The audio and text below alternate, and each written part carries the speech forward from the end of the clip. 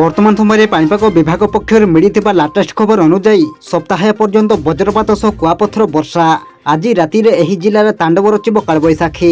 আজি রাতি পাই 23 জেলাকে য়েলো ওয়ার্নিং জারি। দিনরে খরা, সন্ধ্যা হেলে মাত্র ঝড় বর্ষা। গত কিছুদিন হব রাজ্যর বিভিন্ন জেলার কালবৈশাখী রচুছি তাণ্ডব। ওড়িশা ও পার্শ্ববর্তী অঞ্চলের এক ঘূর্ণিবলয় সক্রিয় রয়েছে। এর প্রভাবে রাজ্যের 7 দিন বজ্রপাত সহ কুয়াপথর বর্ষা নেই পূর্বানুমান করেছে পাণিপাগ বিভাগ। তেবে আসন্তু নজর পকাইবা বর্তমান সময়ের পাণিপাগ বিস্তৃত খবর উপরে। কিন্তু তা পূর্বরু ভিডিওକୁ গোটে লাইক করন্তু এবং ভিডিওটিକୁ ଆପଣମାନଙ୍କ ସାଙ୍ଗସାଥୀ ମାନଙ୍କୁ बहुमात्रा शेयर करंतु। जदि आम चैनल रे आपण प्रथम थर वीडियो देखुछंती ताहले एबे ही चैनल को सब्सक्राइब करी पाखरे थिबा बेल आइकन को प्रेस करी ऑल उपरे क्लिक करंतु एवं आपणको अंचल रे वर्तमान पाणीपाग किपरि अछि हमको निहाती भाबरे गोटे कमेंट करी जणांतु। सेपटे पाणीपाग को नै आसिछि एक बड़ अपडेट। राज्य रे आज राति रे कालबैशाखी वर्षा तांडव रचिबो। झड़ वर्षा सह कुआपथर माड़ नै पाणीपाग केन्द्र सतर्क सूचना जारी करिछि।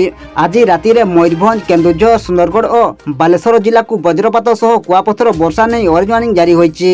आज राति रे मयूरभंज, केन्दुझर, सुंदरगढ़ और बालेश्वर जिला को वज्रपात सह कुआपथर वर्षा नै ऑरेंज वार्निंग जारी होइछि। एही सब जिल्ला रे 50 रु 60 किमी बेगरे पवन बहिबा संभावना रहिछि। सेहिपरि 23 जिला को येलो वार्निंग जारी होइछि। सेहिपरि गंजाम एवं गजपति जिल्ला रे 40 रु 50 किमी बेगरे पवन बहिबा सह प्रबल वर्षा और झटका पवन पई सतर्क सूचना जारी करा जाइछि।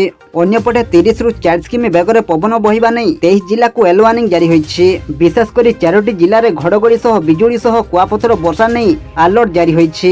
मयूरभंज रे कुआपथर वर्षा नै ऑरेंज अलर्ट जारी होइतिबा बेले बालेश्वर, भद्रक और जाजपुर को येलो वार्निंग जारी करा जाइछि।